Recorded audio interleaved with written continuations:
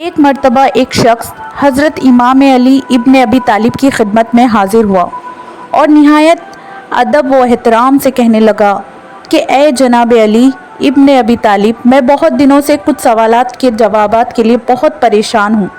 मैंने बहुत कोशिश की कि मैं खुद उन सवालात के जवाबात को तलाश करूँ, लेकिन हज़ारों कोशिशों के बावजूद मैं उन सवालात के जवाबात को हासिल नहीं कर सका। ए जनाब अली इब्न अबी तालिब, मैं बहुत परेशान हूँ क्योंकि मुझे मेरे उन सवालात के जवाब कहीं से भी नहीं मिले।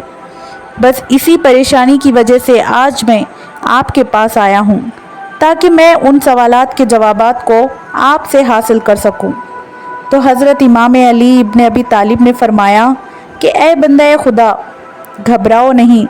अली का दर वो दर है कि जिस दर से कभी कोई खाली हाथ वापस नहीं जाता। ए मेरे नबी के सहाबी, तुम मुझसे जो भी सवाल करना चाहते हो बेशक करो।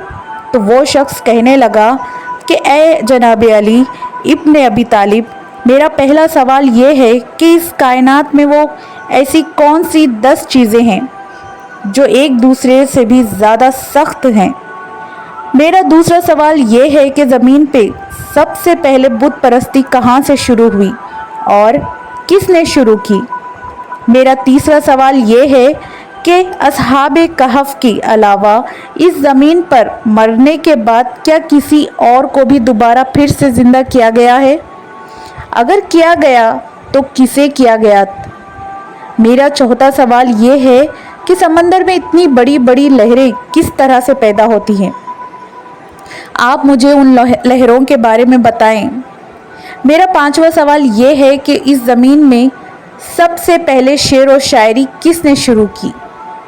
मेरा छठा सवाल ये है कि इस ज़मीन पे क्या हज़रत आदम, हज़रत हवा, हज़रत इब्राहीम की कुर्बानी का दुम्बा, हज़रत मूसा का आसा और हज़रत सालेह की ऊँटनी के अलावा भी क्या कोई ऐसी चीज़ है कि जिससे बग़ैर माँ और बग़ैर बाप के पैदा किया गया हो। मेरा सातवां सवाल ये है कि इस ज़मीन पे हज़रत आदम और हज़रत हवा को किस जगह पे उतारा गया और ज़मीन पर उतरने के बाद ये दोनों एक दूसरे से किस जगह पे मिले। मेरा आठवां सवाल ये है कि हज़रत आदम के साथ इस ज़मीन पे जन्नत से एक परिंदा भी आया था। इस परिंदे का नाम क्या था और वो क्यों आया था। मेरा नौवां सवाल ये है कि वो अल्लाह के ऐसे कौन से नबी थे जिनके दो दो नाम थे। और आखिर में मेरा 10वां सवाल ये है कि दोज़ख में दोज़खी लोग किस ज़बान में बात किया करेंगे। तो हज़रत इमाम अली इब्न अबी तालिब ने उसे इसके पहले सवाल का जवाब दिया कि ए बंदे खुदा, तुम्हारे पहले सवाल का जवाब ये है कि वो 10 चीज़ें जो इस कायनात में एक दूसरे से भी ज़्यादा सख्त हैं। तो ए बंदे खुदा, अल्लाह ने इस ज़मीन पे पत्थर को सख्त तरीन चीज़ पैदा किया है, लेकिन पत्थर से भी ज़्यादा सख्त लोहे को पैदा किया है जो पत्थर के भी टुकड़े टुकड़े कर देता है। इसी तरह लोहे से ज़्यादा सख्त आग को पैदा किया कि जो लोहे को भी पिघला देती है। आग से ज़्यादा सख्त पानी को पैदा किया जो आग को भी बुझा देती है। पानी से ज़्यादा सख्त बादल को पैदा किया जो पानी को भी उड़ा देता है। बादल से ज़्यादा सख्त हवा को पैदा किया जो बादल को भी उड़ा देती है। हवा से ज़्यादा सख्त हवा के फरिश्ते को पैदा किया जो हवा को भी उड़ा देता है। हवा के फरिश्ते से ज़्यादा सख्त मलिकुल मौत को पैदा किया जो हवा के फरिश्ते को भी मार देता है। मलिकुल मौत से भी ज़्यादा सख्त मौत को पैदा किया जो मलिकुल मौत को भी मार देती है। और मौत से भी ज़्यादा सख्त अल्लाह के लफ्ज़ कुन है, तो उसे कुन को सर्फ होने से कोई रोक नहीं सकता। तुम्हारे दूसरे सवाल का जवाब ये है कि इस ज़मीन पे सबसे पहले बुत परस्ती कहाँ से शुरू हुई। तो ए बंदे खुदा, इस ज़मीन पे सबसे पहले बुत परस्ती अल्लाह के नबी शेज़ अलैहिस्सलाम की कौम से शुरू हुई। हज़रत शेज़ हज़रत आदम अलैहिस्सलाम के बेटे थे और अपनी कौम में सबसे ज़्यादा मकबूल थे। लोग आपके लिए दूर दूर से मुख्तलिफ़ तोहफ़े लाते थे, लेकिन जब अल्लाह के नबी शेज़ इस दुनिया से पर्दा फरमा गए तो पर्दा फरमा जाने के बाद आपके घर वाले ये समझने लगे कि अब शायद हमें तोहफ़े मिलना ख़त्म हो जाएंगे। تو بس اسی وجہ سے شیز علیہ السلام کے گھر والوں نے تحفے حاصل کرنے کے لیے مٹی کا ایک بت بنایا، اور بت بنانے کے بعد لوگوں سے یہ کہنے لگے کہ اے لوگو، اللہ کے نبی شیز اس دنیا سے پردہ فرما گئے۔ اللہ کے نبی کی یاد کے لیے ہم نے یہ ایک بت بنایا ہے تاکہ ہم اس بت کو دیکھ کر ہر وقت اللہ کے نبی کو یاد رکھ سکیں۔ تو بس اسی طرح جب اس وقت سے لوگوں نے یہ دیکھا کہ شیز علیہ السلام کے گھر والے خود اپنے گھر میں ہی شیز علیہ السلام کا بت بنا رہے ہیں، تو دوسرے لوگوں نے بھی اپنے اپنے گھروں میں اللہ کے نبی شیز علیہ السلام کا بت بنانا شروع کر دیا، اور اسی طرح شیطان نے ان لوگوں کو گمراہ کیا اور ان کی آنے والی اگلی نسلوں کے دلوں میں بھی کفر ڈالنے لگا، اور اسی کفر کی وجہ سے ہی اس زمین پر سب سے پہلے بت پرستی کا آغاز ہوا۔ تمہارے تیسرے سوال کا جواب یہ ہے کہ اللہ نے اصحاب کہف کے علاوہ بھی کسی اور کو زندہ کیا تھا؟ تو اے بندہ خدا، اللہ نے اصحاب کہف کے علاوہ حضرت موسیٰ کی قوم کو مرنے کے بعد دوبارہ پھر سے زندہ کیا۔ جب حضرت موسیٰ نے اللہ کا دیدار کرنے کے لیے اللہ سے درخواست کی تو اس وقت اللہ نے حضرت موسیٰ کو کوہ طور پہاڑ پر بلوایا۔ جب حضرت موسیٰ کوہ طور پہاڑ پر پہنچے تو اس وقت آپ کے ساتھ آپ کی قوم کے 70 لوگ بھی تھے۔ تو جیسے ہی اللہ نے کوہ طور پر اپنے نبی کو اپنے نور کی ایک چھوٹی سی تجلی دکھائی تو زمین پر ہر طرح کی عجیب سی لذہت طاری ہو گئی، اور کوہ طور کا پہاڑ ریزہ ریزہ ہو کر پھٹ گیا، اور اسی دہشت کی وجہ سے آپ کی قوم کے 70 لوگ مارے گئے، اور اللہ کے نبی خود بے ہوش ہو گئے۔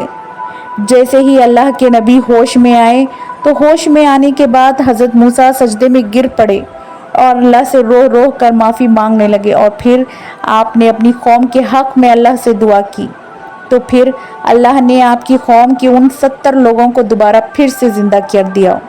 تو بس وہ یہی لوگ تھے جنہیں اصحاب کہف کے علاوہ بھی اس زمین پہ مرنے کے بعد دوبارہ پھر سے زندہ کیا گیا۔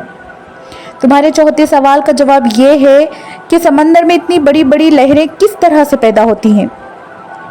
تو اے بندے خدا، اللہ نے اس زمین کے نظام کو برقرار رکھنے کے لیے ایک فرشتے کو سمندر کے پانی میں مقرر کیا ہے، اور اس فرشتے کا نام رومان ہے۔ جب یہ فرشتہ پانی میں اپنے قدم رکھتا ہے تو سمندر میں ایک زلزلہ طاری ہو جاتا ہے، اور اسی زلزلے کی وجہ سے ہی سمندر میں اتنی بڑی بڑی لہریں پیدا ہوتی ہیں۔ ویورز، یہاں پر یہ بات یاد رہے کہ آج کی سائنس یہ کہتی ہے کہ اگر کسی بھی وجہ سے سمندر کی یہ لہریں پیدا نہ ہوں تو اس زمین کا نظام برقرار نہیں رہے گا، اور نظام برقرار نہ رہنے کی وجہ سے یہ زمین صرف کچھ ہی سالوں میں بالکل ختم ہو جائے گی۔ سو ویورز، یہاں پر تو کم از کم ہمیں اللہ رب العزت کی پاک ذات کا یہ شکر ادا کرنا چاہیے کہ اللہ رب العزت نے ہم گنہگار انسانوں کے لیے قدرت کے نظام کو کتنا منظم طریقے سے پیدا کیا ہے۔ اور ویورز، اس بات میں بھی غور و فکر کرنے والوں کے لیے نشانیاں ہیں۔ اسی طرح پھر حضرت امام علی ابن ابی طالب نے اس شخص سے فرمایا، اے بندہ خدا، تمہارے 5ویں سوال کا جواب یہ ہے کہ اس زمین پہ سب سے پہلے شعر و شاعری حضرت آدم علیہ السلام نے شروع کی، اور اس طرح وہ جاندار کہ جو حضرت آدم، بی بی حوا، ابراہیم علیہ السلام کی قربانی کا دمبا، موسیٰ علیہ السلام کا عصا اور صالح علیہ السلام کی اونٹنی کے علاوہ بھی اس زمین پہ بنا باپ کے اور بنا ماں کے پیدا کیا گیا، تو وہ ایک چمگادڑ ہے۔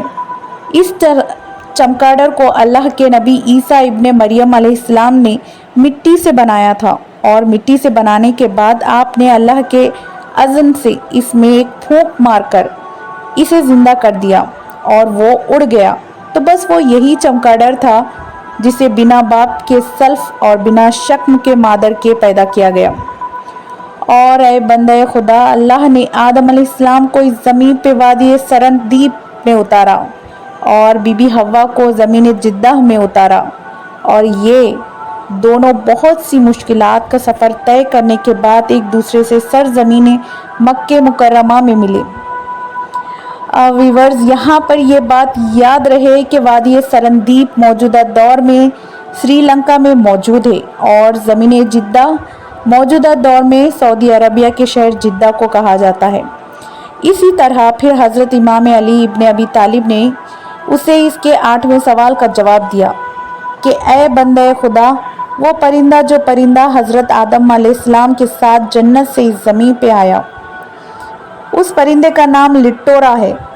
جب آدم اس زمین پر آئے تو اس وقت پانی کو اس زمین پہ تلاش کرنا بہت مشکل تھا، تو بس یہ پرندہ اس زمین پر اڑ کر آدم علیہ السلام کو پانی کے مختلف مقامات کے بارے میں بتاتا، تاکہ پانی آدم علیہ السلام اس مقام تک پہنچ کر اس کو پی سکے۔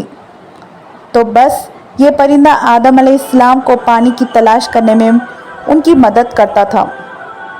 اسی طرح اللہ کے وہ نبی جن کے 2 نام تھے، تو ان میں سب سے پہلے حضرت یوشع بن نوح علیہ السلام ہیں۔ انہیں حضرت ذوالکفل بھی کہا جاتا ہے۔ دوسرے حضرت ایوب علیہ السلام ہیں، انہیں حضرت اسرائیل بھی کہا جاتا ہے۔ تیسرے حضرت خضر علیہ السلام، انہیں حضرت طالیہ بھی کہا جاتا ہے۔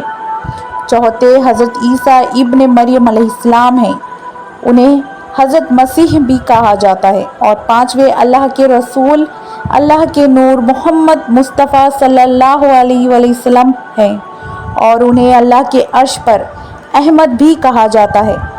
اور آخر میں تمہارے 10ویں سوال کا جواب یہ ہے کہ دوزخ میں دوزخی لوگ آگ کے پجاری یعنی کہ موجزیوں کی زبان میں بات کیا کریں گے، اور ان کی بات اس چیخ و پکار کے سوا اور کیا ہوگی کہ وہ دوزخ میں اللہ سے تڑپ تڑپ کر اس زمین پر واپس آنے کی خواہش کریں گے۔ تو پھر اللہ کی ذات ان جہنمیوں سے یہ کہے گی، اے جہنمی، تم تو کہتے تھے کہ ہم تو مرنے کے بعد دوبارہ زندہ ہی نہیں کیے جائیں گے، اور تم یہ بھی کہتے تھے کہ مرنے کے بعد دوبارہ ہم زمین پہ واپس کس طرح سے آئیں گے۔ تو اب میں بھی دیکھتا ہوں کہ تم زمین پر کس طرح واپس جاتے ہو۔ چکھو اب دوزخ کے دردناک عذاب کا مزہ۔